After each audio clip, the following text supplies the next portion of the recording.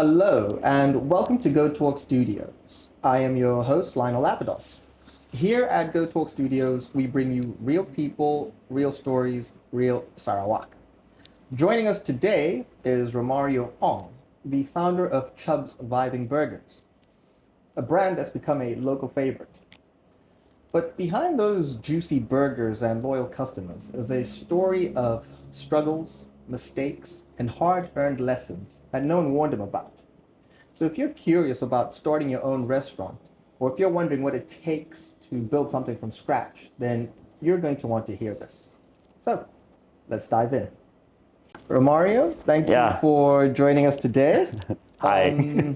I think before we start, could you just introduce us? Who is Romario Ong, and Yeah. how did Chubbs Burgers start? All right. So first of all, thank you, Lionel, for inviting me into this talk show. So I'm Romario Ong, a Sarawakian, and basically I'm the one of the founder for Chubbs Burgers. Yeah. So that is it. Wonderful. Okay, thank you. So Chubbs is a Yeah. recognizable brand, I think, Yeah. for people. I think it's been there for about 7 years now. Is Yeah. that correct? It's the 7 years. So could you take us through how did that start? How did you start Chubbs? All right. So basically, Chubbs, we started home base. So at first we thought that why not? It's like a part-time job for us. After our work, everything. So it's like a side hustle at first. So we tried home based. So as the time passed by, and we started to have our own fan, our own regular customers. So that's where we started to get serious. Like hey bro, like how should we do now right now? Should we get serious, ka? So that's where we all started to think it like to think seriously, to think deeper. Like maybe we should extend into a place where you can get more crowd and more people there. So that's where we started to we decided to move to our first place, which located at our Carpenter Street, the Padungan area. Yeah. So that will be our first kiosk for our Chubbs Burger. Yeah. I see. So it sounds like you got together with some friends. Yeah. Was this something you did straight out of Yeah, university, or how exactly did that start? Are you willing to share? How did that process begin? Okay, so basically, I was the last person to join this what I call it, this brand. So at first, I took a few jobs. I tried office work. Office hour 9 to 5, 8 to 5, and I also tried sales. Like selling salesman, selling phones, property agent, insurance agent, and also I ever supply the oyster everything. So during those time, I was having actually a fun time. So basically, you are learning something instead of you priority into like money things. So during that period of time, that's where I wanted to learn more, to gain more experience or learn more things. So until one day where actually I started to think like what happened to me. Like I have a self-reflection, a conversation with myself as well. Like hey Romario, as these few years go by, what have you done? What you need to do. So yeah, that's where like I tried. I decided like okay, let's just try something else. And during that time, Chubbs just finished the cooking festival event. So where we are not started from burgers. We are not selling burgers at first. We are selling a very famous Taiwanese pork pia. It's like what I call it, like it's like a pizza, the Asian pizza. So Oh yes, okay. yeah, so where they start, where they it's not pizza. It's like more like a tacos. You wrap everything there, so it's more it entertains a lot. But most important thingly is the brand is there. We got all the social media set up. We got all the brands in the Facebook already. So all my partners, also my friends, we get along since like primary school, and then we started to know each other very well. So they have the discussion. I was an outsider back then, so I sat there. They have a discussion like, hey bro, why not we start these jobs? Maybe we can utilize it more on selling something else. And there's one what I call this, my ex partner. He was a chef back then and from Australia. so graduated from Australia, is like, he having this idea like, oh yeah, why not we start to say, selling authentic American burger, that's where everything just, clicks in. So yeah, I was the last one to raise out my hand like, hi bro, boleh kami join sih? Can I join or not? Yeah, so I joined. So with the intention of trying to show more value or actually to help the business, in for this brand. Yeah.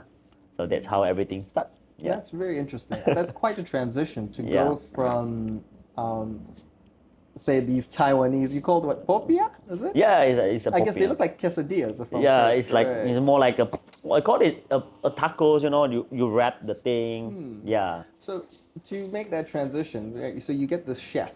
Whose yeah, decision? Why burgers? Because burgers are everywhere. That yeah. sounds like a competitive Right. space to So, enter.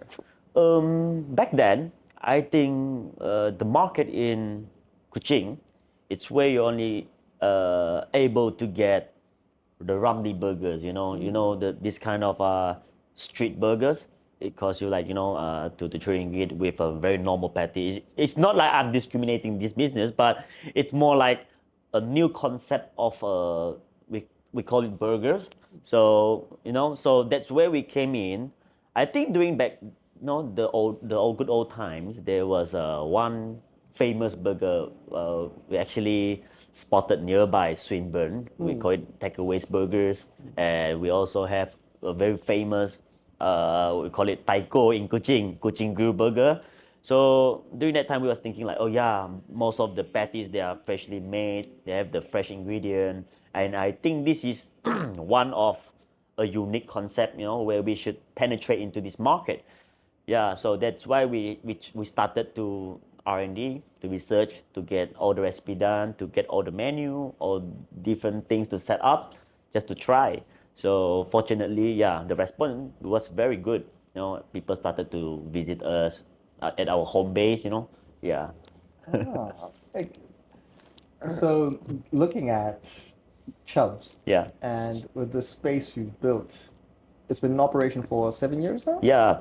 The end of the year will be 7 years. Yeah. 7 years. Right. So you've built quite a strong following. What do you Okay. think has made Chubbs stand out? All What's made right. it survive for this long? Okay, I think basically, and most importantly, is the trust, the sincerity to the customers, especially for our regulars. So back in the time, we tried our very best, just to fulfill the customer needs, especially in the taste. We did receive few good and bad during that time. So and then we try our best to change all the things. Like for example, we will filter ourselves. This patty is not good lah, bro. And then you should add in more this and that. And then we tried to gather all this feedback, and yeah, we filter ourselves, and then we change what it's needed to. So another thing is I think is our customer service, where we all started as a we hands on into the business. So some of the people that actually they knew us, right, as a friend. So we try our best to serve them sincerely. And if something that happened in business, I think this is the most common thing that actually happened in every F&B. People tend to run away from the problem. Like if you face something in the restaurant or in the food eating area, people tend to like, hey, I want to complain about this and that. People tend to run away from the problems, like it's not my issue, or you don't do any response. But for me, we're actually doing a very good. We did a good job. Like we face everything. It doesn't matter you good or bad. We just encounter the problem one by one. So I think throughout the years, and then also the social media exposure. So that's where sustained us until today. Yeah. Wow. So you'd say it was the branding behind it and the Yeah. effort, the fact that you guys were Yeah. hands-on. Yeah, we started hands-on until yeah the last 2 years, 2023. Then we started to have our first outlet, and then the second outlet. Yeah, so once we expand, so that's where something actually, it's like a turbulence, no, a roller coaster. So where you have to stand out from operation to management, so you can actually manage the whole thing and oversee everything easier. That's interesting. So I think now, so if we're doing the math, right, Yeah. you say that you then had your first establishment Yeah. in 2023, Yeah, the first outlet. the first outlet. So Yeah. that means for the first 5 years, All right. what was I was okay. you So operating? basically, we started home base, and then we moved to our first kiosk at the Carpenter Street. So that's where we hands on everything. We build the business, step by step, and then we cook. We do research, marketing plans, the strategy, everything by our own. So that's where we started, to think like, yeah, it's time to expand. Yeah, so we followed the plan and we started the first outlet of ourselves. Yeah, Wow. So we've established it's taken about 5 years for yeah. this After step, the for this yeah, major step. yeah.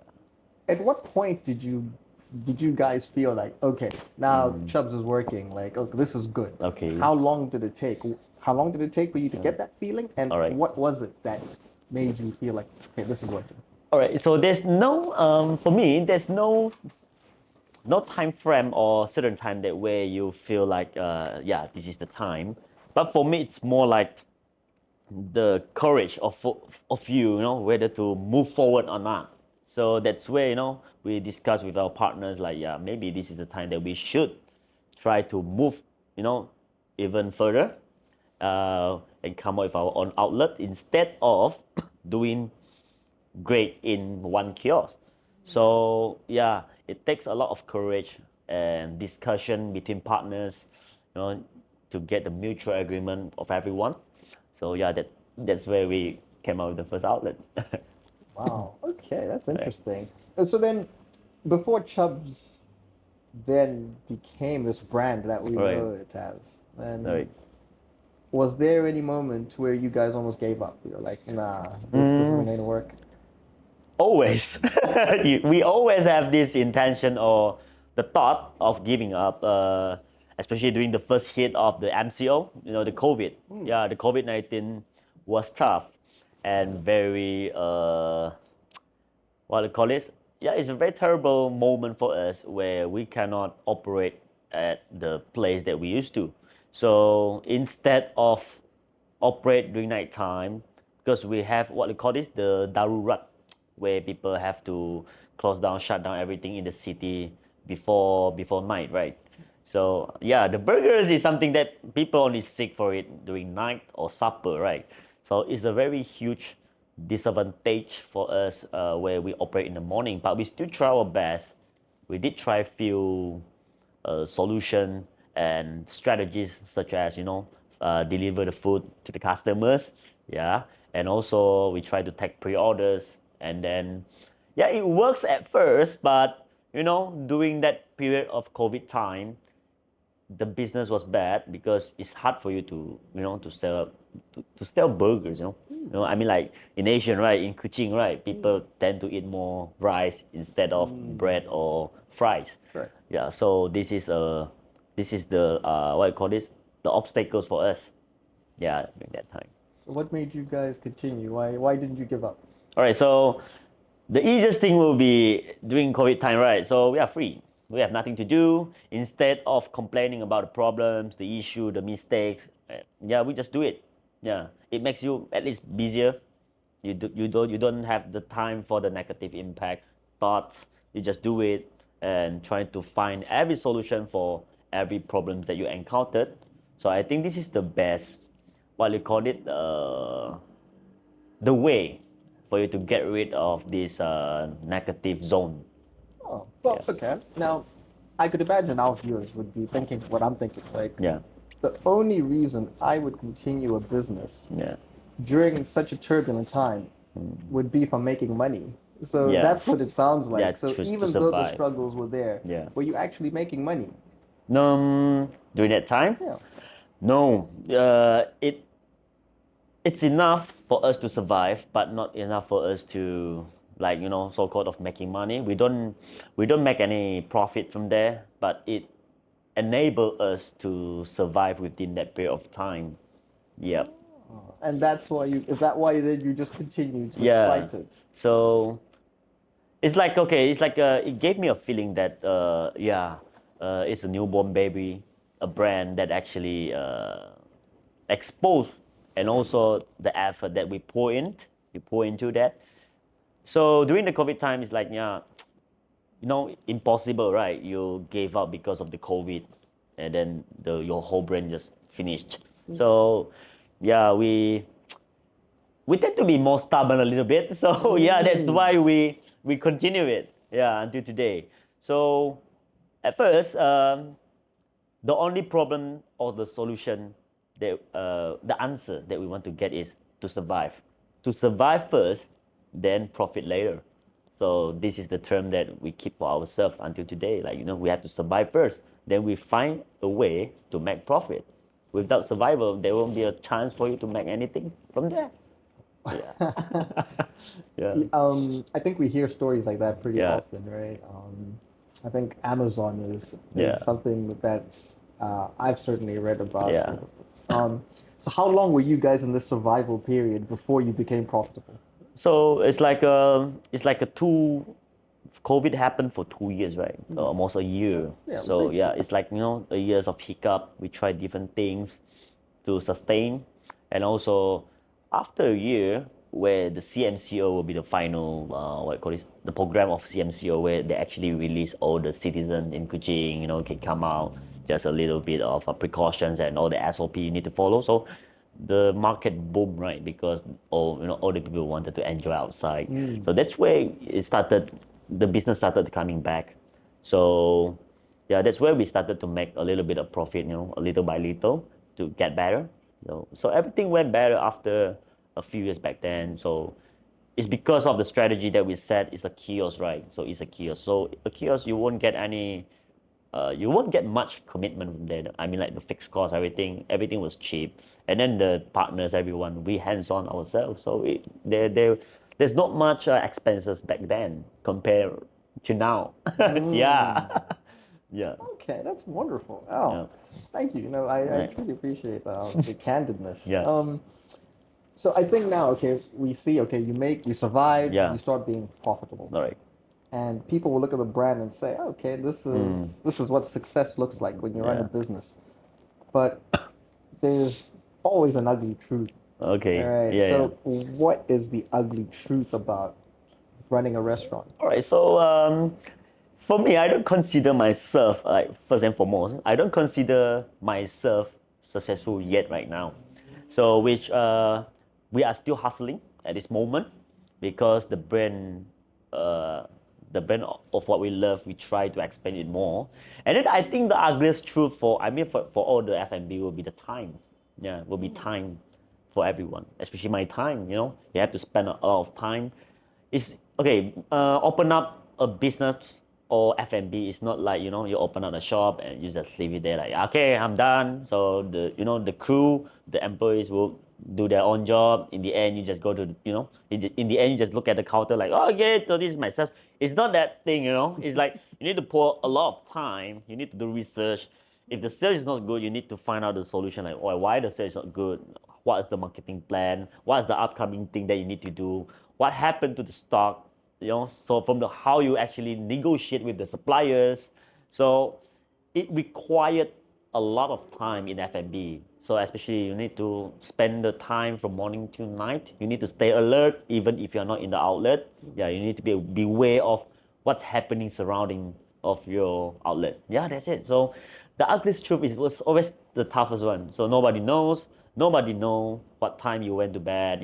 What time after closing. Who's the last one that actually leave the shop. Yeah. So even after you leave the shop, you still need to do some bookkeeping, accounting. You need to sort out all this documentation. So yeah, I think this is the So- behind the scene of F&B. Yeah. It sounds like, so we could say time. Yeah, time. So I guess so. Whilst we're on the topic of time, before you then started focusing more on management, what was your everyday like? What was like a typical day for you? Okay, typical day when for you me. were in operations. All right. So during operation time, it was much way more easier than handling management. For me, operation is very simple. Like, okay, I'm a lazy person. I don't like to think. I don't like to plan. And yeah, it's the easiest thing in the world. Like, okay, for operation, you woke up, you get yourself refreshed. You went to the outlet, the kiosk, you just open up everything, guarantee everything, and then you start to work. So when you start to work, the only intention for you towards the consumer or the customer is only you have to do the best to serve the customer. You don't need to think of other thing else. You just need to make sure your food is well cooked, everything was done, the food served to the customer is good. That's it, and you get the money, and that's the end of your, I mean, like, the intention. So when it came to the management, different. It's totally different. You need to overlook the whole thing, especially your crew. And when crew make mistake, how are you going to provide the solution to help them to solve the problems? They tend to ask you what happened to the accounts. If something happened, the suppliers ask for the payment. You need to sort it out. You need to plan for the cash flow, all this stuff. So yeah, I was forced to think a lot, and sometimes we overthink. So for me, it's more like a practice. It's more like a practice in life where you need to precaution on everything that you did. So it's it's it's a very wonderful lesson for me, where I started. You learn how to plan everything first beforehand, to prepare. Um, Something else worse happen. So there's one phrase for Malay will be like sediakan payung sebelum hujan. So I think this phrase actually, from the words from the oldies, especially from parents, they used to tell me that, like, sediakan payung sebelum hujan before something bad happens. So I think it's actually useful for us, for the youngsters, like for us nowadays. Even I'm not young. So Please. yeah, so it's a good lesson, for me. Yeah. Well, I think our audience can agree. This is a Yeah. really young-looking gentleman over here. All right. Alright. It sounds to me like you Okay. enjoyed operations more than you enjoyed management. Would that Yeah, be true? I love it because you get to interact with the customers. It's more close, with the customer back then. So right now it's hard. I still missing. It sounds nostalgic for me. I still want to go back there, but if you focus on one thing, you might miss out the other thing. So the best thing will be you have to take a step back, and at the same time you try to train more, or you try to mencungkil, what I call it, mencungkil, to groom more youngsters, especially in the workplace. There are certain talents that actually came out after their academic, so they work with me, so I see their talent. So I think as a leader, or as a, I don't call myself a boss, I call myself just a leader, maybe father, papa, daddy. So Whoa. yeah, so it's the responsible, the responsibility is there. You need to groom them, you need to provide them, the food, the salary, everything. And yeah, I think the best thing is, when you can see them perform, and how to call it, break through their own thing, to perform better. I think this is the best thing that a father can see lah.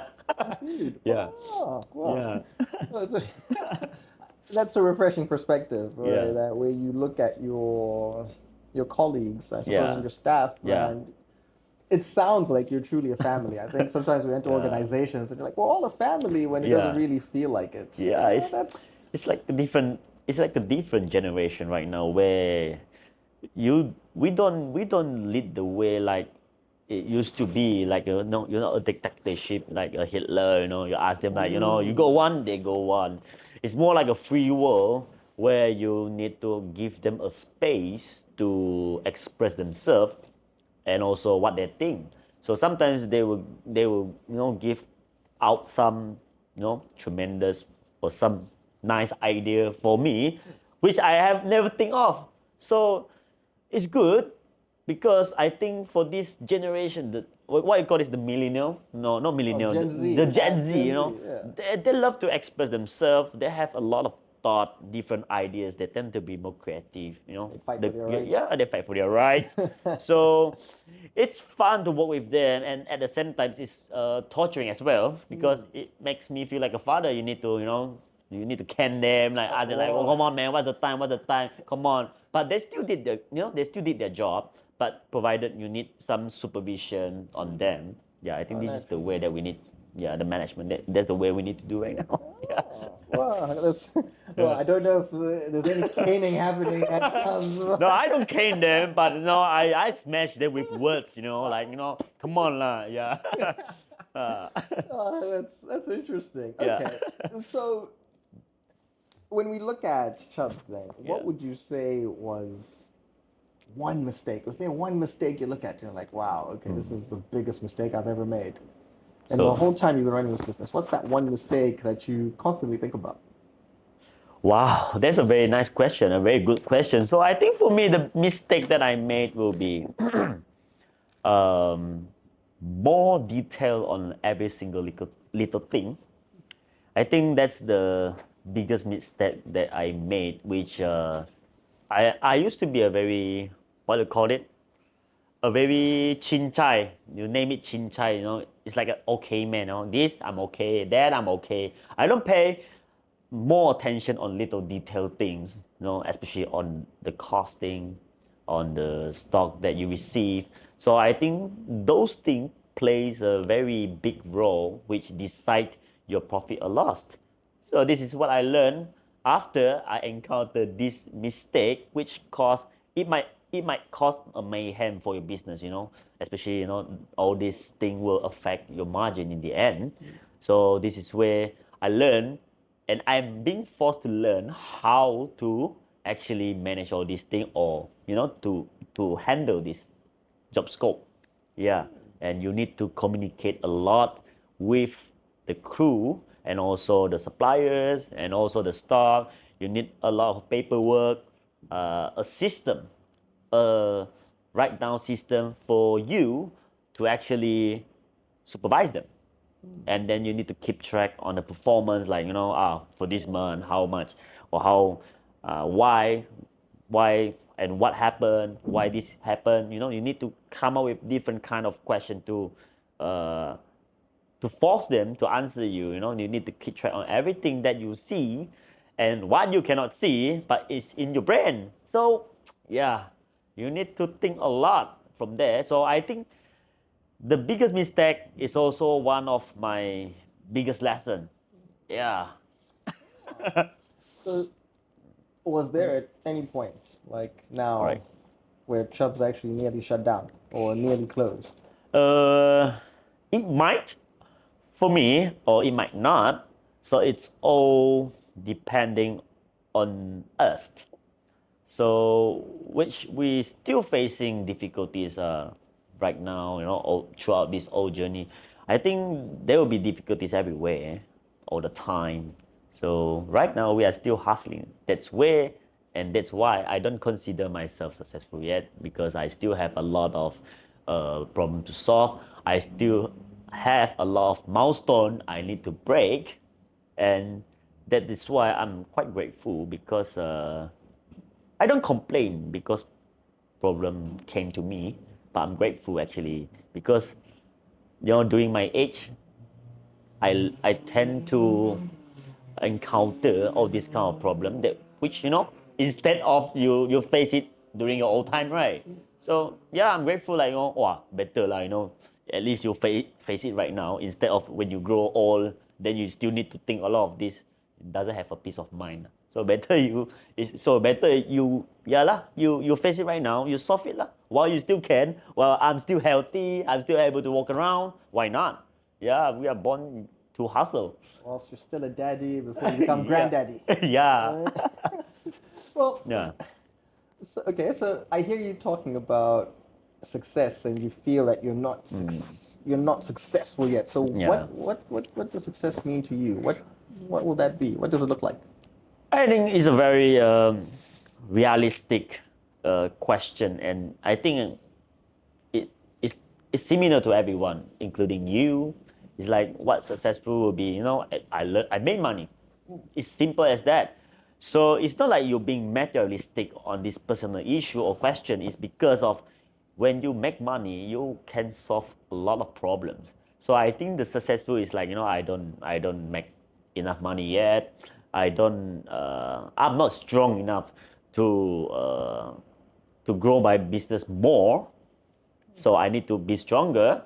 So I think the terms that defines the successful or the success, for me will be I'm rich, I make enough money, I'm able to make everyone happy, I'm able to solve problems, I'm able to make a decision on my own, which I am able to help everyone. Simple and straightforward. Yeah, Okay, so yeah, money. I mean, yes, yeah, that's yeah, fine. So I guess for you then to make money, like yeah. at the levels, are you looking at billionaire? A money that enough for you to solve the problems. Yeah, and of course, billionaire is like out of the league. But of course, we are all heading to that point or objective, where we need to strike forward, right? So start a single step first, then slowly we aim higher. That's what I do right now. So yeah, it takes time, but I don't mind. Yeah, Oh, yeah, wow. So we have people at home right now who are watching and they're thinking, well, I want to open a restaurant. I have yeah. an idea. Me and my friends are coming together, like Right. you and your friends came together. What's the most brutal advice you could give them? If I have a friend, I will not encourage them to open up, F&B. Yeah. Wow. Instead, I think there's one person that actually told me about this. Like, they will introduce this kind of business to their enemies because it requires a lot of time. You just have to make the enemy don't have not enough time to spend with their families and friends. I think that's the best advice that I can get. But at the same time, if my friends or my family really want to open up this what you call this F&B, I think the most brutal advice I can give is don't complain. You don't complain, huh? When you're busy, you don't complain. You don't have off days. You want to celebrate anniversary. You don't have time. You don't complain. And then during holidays, you cannot offer what, right? Because yeah, you have to open up because everyone coming out to spend money to eat your food. So don't complain. So I think, yeah, don't complain if you want to venture into F&B business. You don't complain, you just do it. Yeah, and find your little happiness your own. Oh, that's wow. what that's what I can say. Yeah. No one celebrate with you, no one celebrate for you, no one cheer for you during your hard time. F&B is all about, do it yourself, happy with yourself, enjoying, every single moment yourself. Yeah. And be grateful every day. Yeah. So, on the back of that, Yeah. what would you say is the hardest part of running Yeah. an F&B business? Is it dealing with customers? Is it the staff? Is it the suppliers? Or is it just yourself, like the discipline? I think it's more like a discipline. I don't think you'll find hard times to deal with customers, to deal with the food, because everything tend to be very vulnerable, and then you are easier to solve them. Like, for example, how hard can you deal with the customers? Like, they're human, right? There must be a way to pitch into their feelings and to find out why they are upset with certain things. And then for food, if the food is bad, just make it delicious. That's a lot of like what you like what people say. Come on, ChatGPT. Come on, YouTube. There's a lot of ways Make for you it to improve. delicious. Yeah, that's the most common way. Yeah, I think for the important thing, right, is the time. The hardest thing that you need to encounter, you need to overcome is your time. Yeah, time that you are willing to sacrifice for the thing that you really love it. Yeah, and also, yeah, the peace of mind. I think because the time you don't have, people tend you get sound, you get voices surrounding, right? Like people, you know, like your family, like your girlfriend, tend to ask you like, hey, where's the time? Today Valentine, right? Valentine cannot. Valentine, I have special offer at my shop. Oh. Yeah, then Christmas, where we go, where we go. Then we don't have time. But of course, you can try to make it, but the priority is still in your shop, right? So yeah, they have to understand it. But yeah, I'm grateful because they understand it. Yeah, they know the feelings. Yeah, Ooh. So now when we look back at everything, yeah. what would you say the restaurant has taken away from you the most? Is it the time you Yeah, mentioned? Is it the yeah. relationships with the people you've had? Or is it your peace of mind? I think basically it's a peace of mind and also time. So peace of mind will be, yeah, you can rest yourself. I mean, mentally. So you need to be ever ready yourself. Like for example, like you need to be ever ready surrounding. People might call you anytime. Customers, your crew, they tend to ask questions like what happened, how to solve it. So I don't mind if God take away the peace of mine. Yeah, because if you are really, uh, not to say passionate, if you are really, uh, you really want it to solve, you want to solve it, and you want to make it happen, right? Yeah, I don't mind if the peace of mind is not there. I'm ready, as long as you are ever ready, then why not? Yeah, you provide a solution. You work a little bit harder for the mentally instead of physically, right? So it's still a win-win for me. Yeah, it's still a win-win for me. You don't need to do heavy job. The only thing that you need to do is to solve the problem. Then the sound, the voices will go on eventually. Yeah, it's a very logical, logic sense from there. Yeah, Oh, wow. Very insightful. Thank yeah. you so much for that. Now, we're going to get into our next segment. All right, sure. And in this particular segment, Okay, I'm going to ask you okay. 5 questions. All right, sure, All right. cool. We'll make it rapid fire. All right, The answer doesn't have to be one word per se, but it has to be the okay, first thing that comes into your mind. okay, All right. So when you look at your whole journey, all right. what would you say has been your biggest waste of money? Biggest waste of money with one words. It can be a statement. Okay, Or it could be a I can story. say. I mean, like if one words, I can be the thing that makes me lose a lot of money. Is it? I think mistake. If I want to use the word to describe. Okay, no, you'll have to tell us. Now this is a Yeah, story. it's a So what was mistake. it? What happened? What was Yeah, this okay, mistake? it's a mistake. So I will use this word to describe me because when we were young, right, we are very, we have a lot of passion, especially in business. We have a lot of urge, we want to do success, we want to eventually into different things, this and that, up and down, try to success, try to make money. So that's where your thought and your mindset doesn't get straight. Like yeah, I try to venture into different things. Of course, I want to see different outcomes, positive outcomes, but sometimes your plan doesn't, your thought doesn't align with the outcome that actually happens around you, right? Sometimes you might make losses for this business and that. I think basically it all berpuncah, okay, it all relatable. So which you are only alone, right? You're one person. How can you manage so many things? And then without a good strategy or a guidance from the elder, right? It's impossible for you to venture into so many things. And yeah lah, I'm stubborn too, so I don't listen. So that's where I started a lot of things, and then in the end, yeah, that's my downfall on other my other side of journey lah. So where, yeah, you close down certain thing, you try to pull back certain thing, you can't afford to put so much effort on everything that you try to venture into. Yeah. No, I see you navigated around that question. So Yeah. if I were just to say it's probably some business you started that didn't Yeah. work out so well, was that what you'd say is your biggest waste of I money? think most of the business you don't do it well because you don't put enough effort on all the business. Right? It's impossible you can handle 5 wives at once. That is why marriage we only have one husband and wife, right? Yeah, that's logic, right?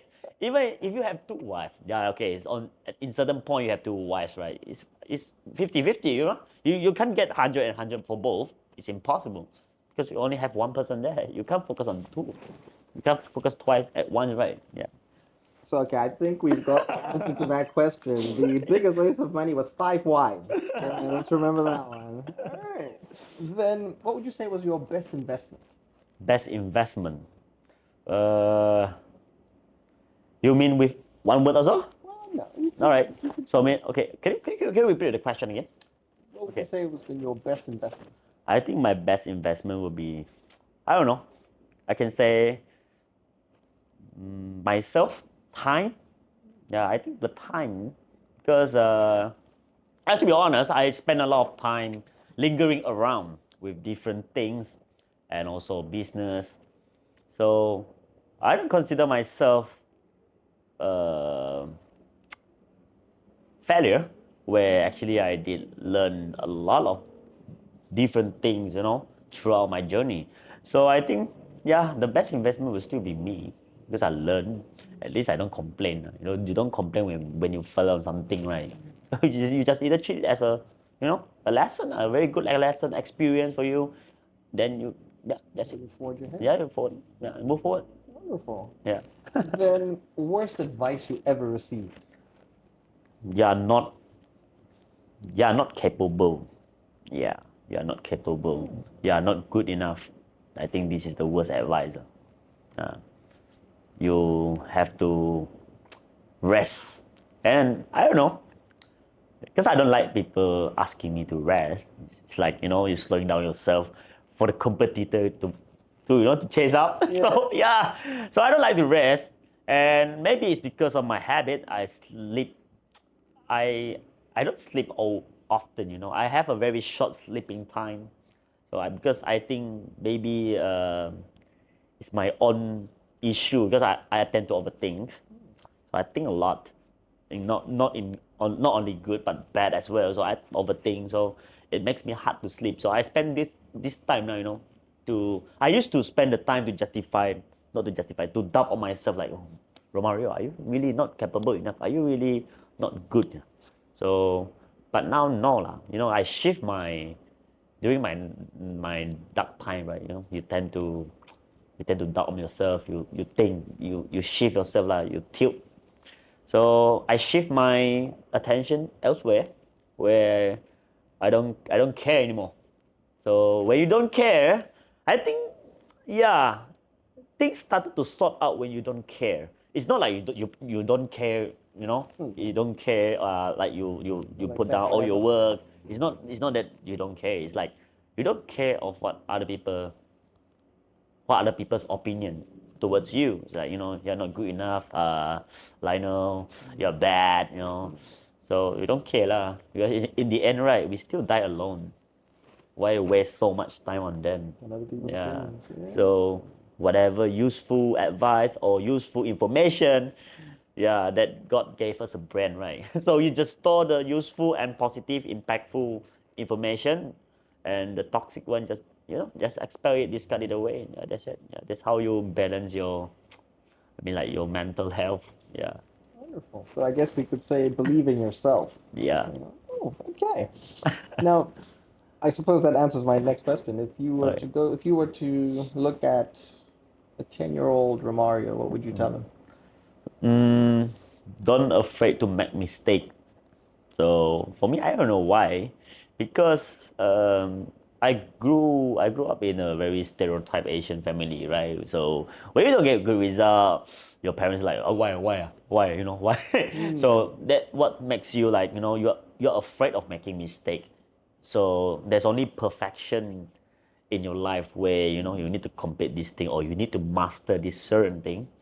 So for me, I will tell my, in the future, or my, present moment of Romario, or my son in the future, don't be afraid to make mistake, because it's hard for people to, how to say, if I will tell you to change your bad habit, just, for example, Lionel, don't be this, don't be that, you won't listen.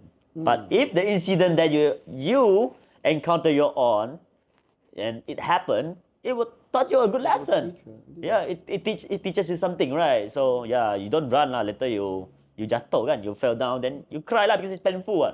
Yeah, when your parents mock at you, like, nag at you, like, hey, don't run lah, you won't listen. Oh, yeah, I'll just keep running. Yeah, so I think every incident taught you a wonderful lesson. So I like Jack Ma as well. So Jack Ma once told us, with a very good words, like, every mistake is a wonderful revenue. So yeah, don't stop making mistake. So every mistake that if you can make 10 mistake a day, you get 10 different experience or different, lessons.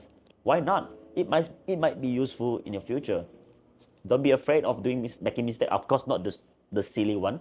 Yeah, but yeah, don't be afraid to make a decision. Yeah, even the decision is not good, but I think things happen for a reason. So don't be afraid to make Try. Yeah, just try, man. Yeah, just try it. Yeah, you won't die. You won't die. Solid advice. And Yeah.